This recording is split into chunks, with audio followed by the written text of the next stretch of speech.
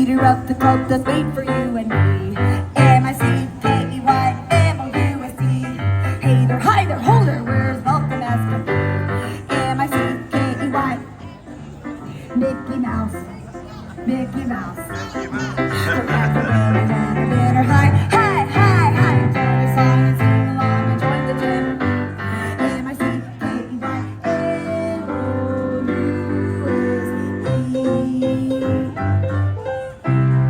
That's a TV song, right? If it's you and it's we, Hey, it must be time TV here. it's Ragland Road in the background.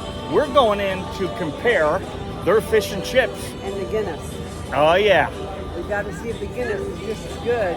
it's what it was in Ireland, over in right? Ireland. So we're gonna see how authentic it is. We're also gonna do our list for you of the 10 things you should never do when you go to Ireland. If you're going to Ireland soon, you need to watch this video. Let's go get some fish and chips.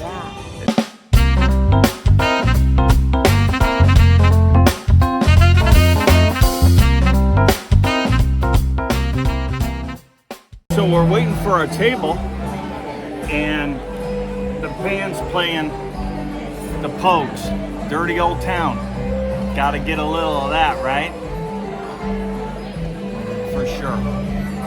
The first test for Ragland Road is to see if they pull a Guinness the right way and let it rest and let it breathe and then top it off. So, For 6 minutes. yeah, 6 minutes. So, You got to wait 6 minutes before that's you right. drink the beer. So we'll see what happens. Okay, so the first thing I noticed is I asked for a pint. They didn't get a pint. Those are smaller glasses, so that's like a bottle of beer. But you can see the Guinness is churning up from the bottom a little bit. So, but not like it did in Ireland. And of course, there's the harp game. And the glasses are authentic because there's the carved harp in the back. And there's the Guinness and the symbol of Guinness in Ireland in the front. So there you have it. So the poles look good, although it doesn't get the churn that it did in Ireland. So I'm worried already. Okay, here you go. In Ireland, we played the game. Who could drink it down to the bottom of the harp? On your marks. Now this is a smaller glass, so it's going to throw us off. Good luck. Here we go. Here we go. Good luck.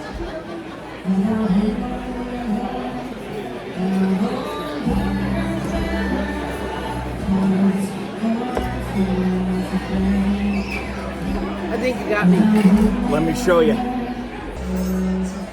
Oh. So I defeated Rhonda in our last test in Ireland, and I have done it once again, ladies and gentlemen.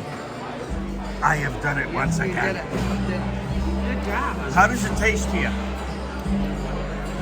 I think it tastes good. It tastes good, but Yes. it's different than Ireland. Yeah, I think it's totally different than Ireland. I think it's still good. Yeah, it's still good, but it doesn't have the freshness. It doesn't have that flavor. They just don't go through it enough. Quite frankly, it's not that popular in the U.S., so they're not churning these things. There's just something that happens It sits longer here, right? on the way over in the boat. It just, from the time it's made until the time the whole keg is served, it's just way too long. So, the Guinness is good. Yeah. But in Ireland, it's a whole other Yeah, ballgame. 100% better. But still come to Ragland Road for your Guinness. While the music rages, I have to tell you about our future next week. We will be in Las Vegas at the Las Vegas Sphere to see the first act ever put in the Sphere, U2. And Bono right there. We're going to see him, and we're going to take you along for the whole thing. So tune in next week. Just be watching. We'll be at Vegas, and we'll take you through it all. It's going to be awesome. Ladies and gentlemen, the fish and chips has arrived. It looks fabulous. So the review of the brown bread with this yummy sauce right there that you dip it in is delicious. The brown bread is every bit as good as what you get in Ireland. So here we go. Let's try the fish and chips. I switched over to Schmidt's because I like it better than Guinness in the U.S.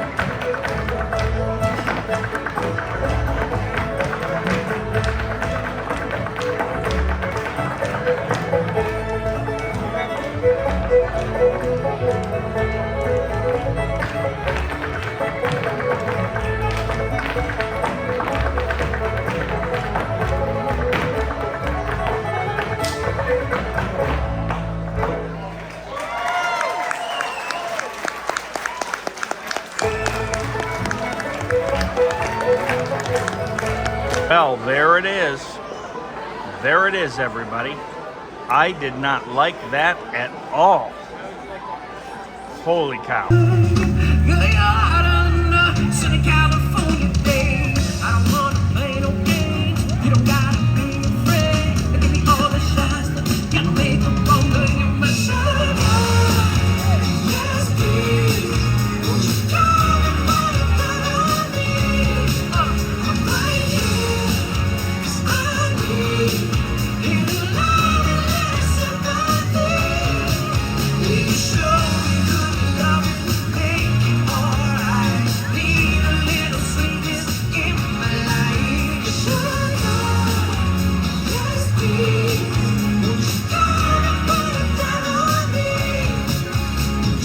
Okay, so we're out of Ragland Road. We had our dinner. Let's talk about the authenticity to Ireland.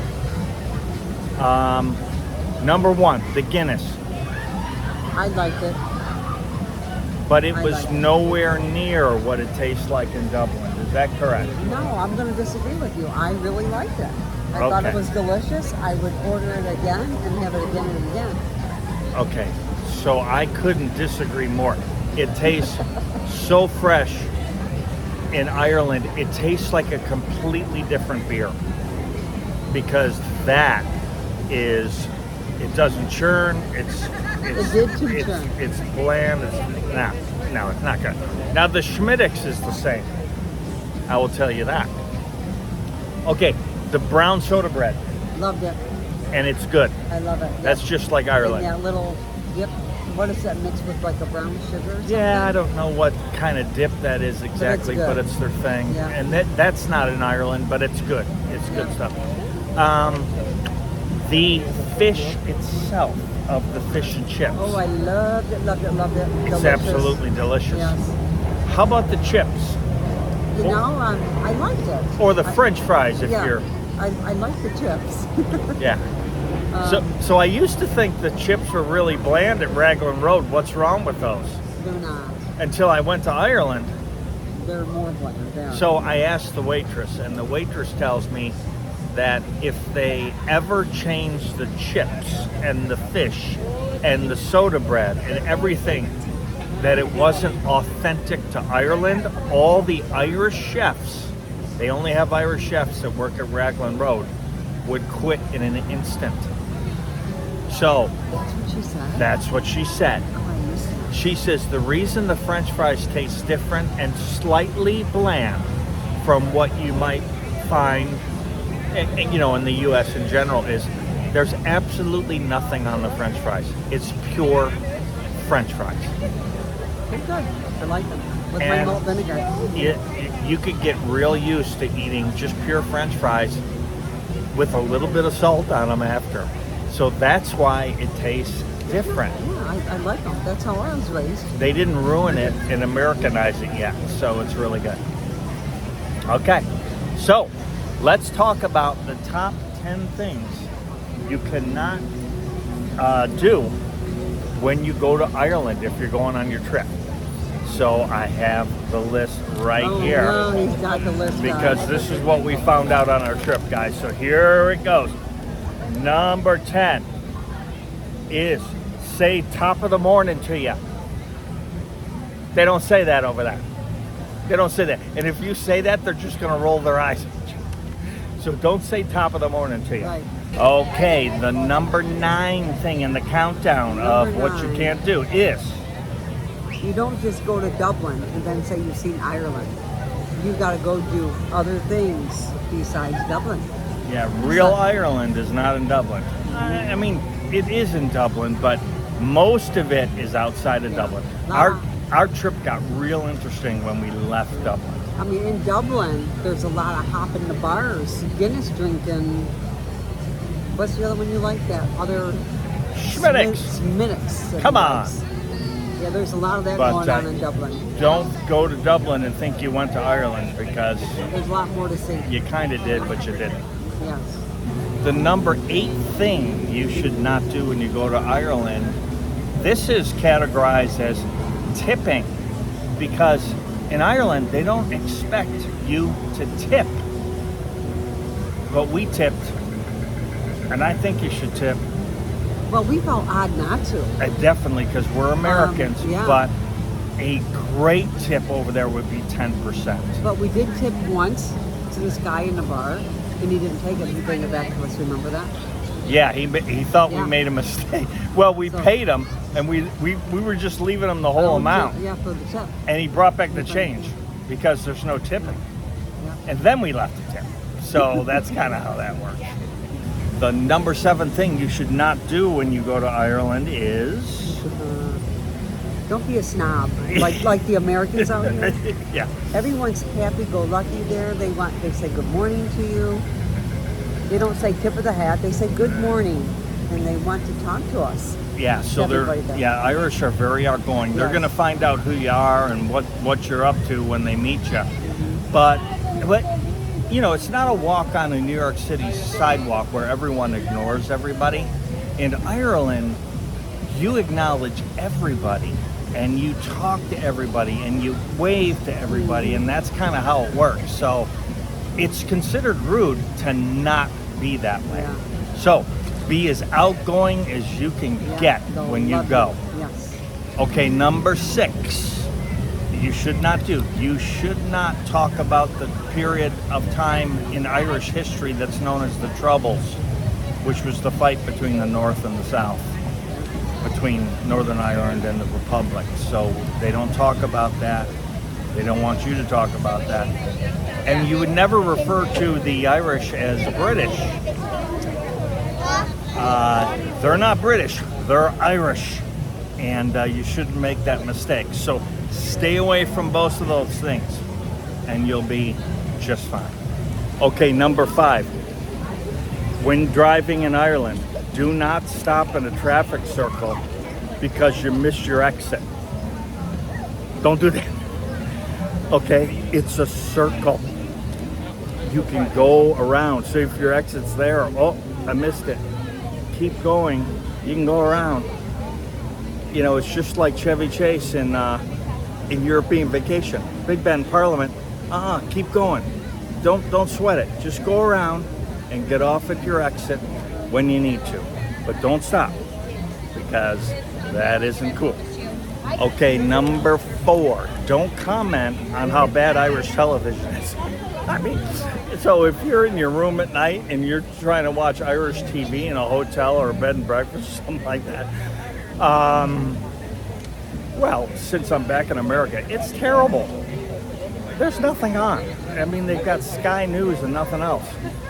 So, I mean, they might have some movies, but man, I don't know what's up with Irish TV. Maybe it's just the places we stayed, but Irish TV, the selection is terrible. So hopefully they have Netflix subscriptions, because that's their only chance over there.